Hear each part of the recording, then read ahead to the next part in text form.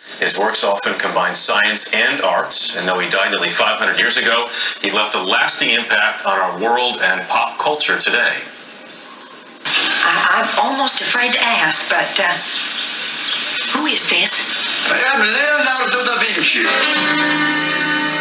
Leonardo da Vinci. Da Vinci was history's greatest artist and inventor. Brian, look, there's the Mona Lisa. And it's unfinished. We must be in Leonardo da Vinci's atelier. Your Mona Lisa, the minute I get it, they don't try it. And if you're busy, it might take a Saturday. Well, see, she appears larger from the left than on the right. Historically, the left was female, the right was male. See, what really matters is what you believe. Wow. Those eyes really do follow you around. Mona Lisa, Mona Lisa.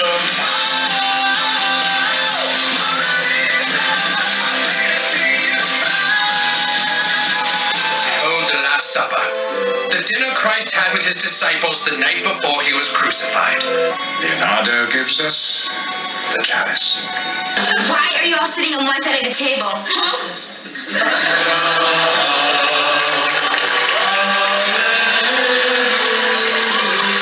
Best-selling author Walter Isaacson has written biographies of people with great minds like Albert Einstein, Benjamin Franklin, and Steve Jobs.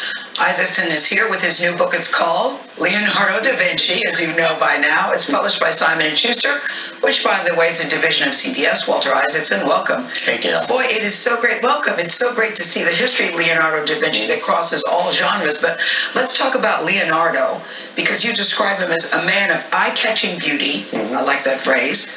Flowing golden curls, muscular build, good physical strength, and a genius, but a different kind of genius, you said. Throw up Vitruvian Man, a wonderful drawing. I think you have it. That was his self-portrait. And I think that's a self-portrait of him. It fits his description totally, and it is an icon of connecting art and science.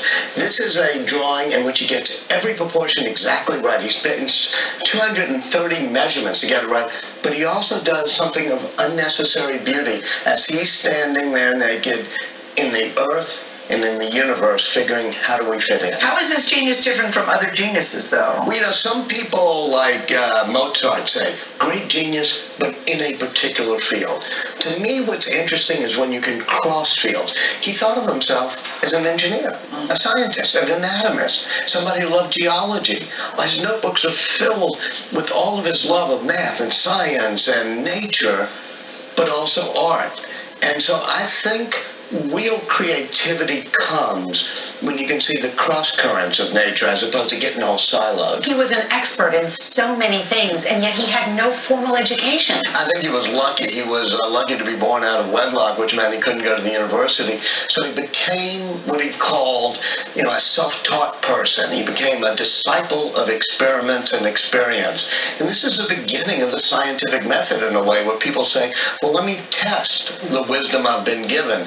So he born just as the printing press comes about, Gutenberg, and he just reads everything, and he's the person in history who wanted to know the most about everything you could possibly know. It's almost the Aristotelian method in some ways, but you write about his to-do list. Sometimes my husband makes fun of my to-do list, but the great thing...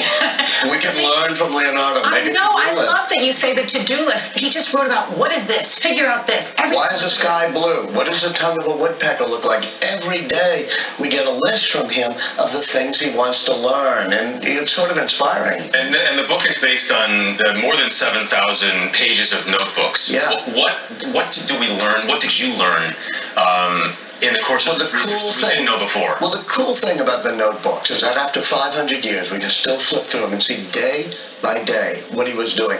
And fortunately, paper was slightly expensive.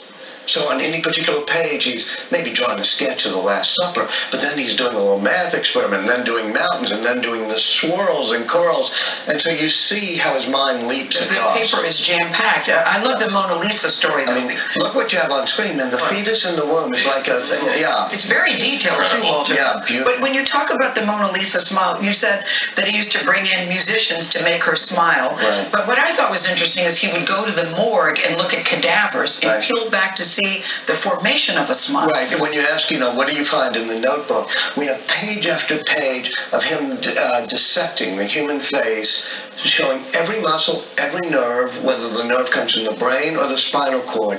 And then, after a few pages of it, the first slight sketch of Mona Lisa's smile. So we see how the science connects to the art, and it's inspiring. Part of it's eerie. Yeah, it is eerie, but he just had this passionate curiosity for curiosity's sake. And so he's doing anatomy dissections, but he realizes that the beauty of the human body is connected to beauty. So where did that drive come from? It was just innate for him. No, I don't think so. I mean, I think there's certain innate geniuses. Einstein is one of them where, whoa, he got some processing power.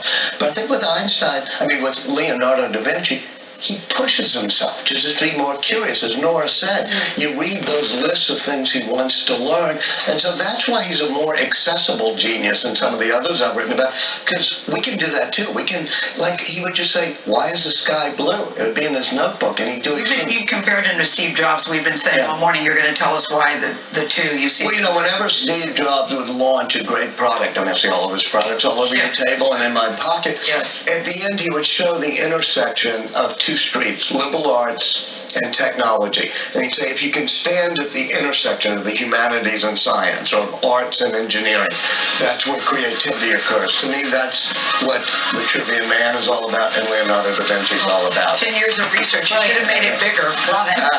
Love it. Well, nicely done. The pictures are beautiful. On sale today. You're watching CBS this morning. Very nicely done. Yeah.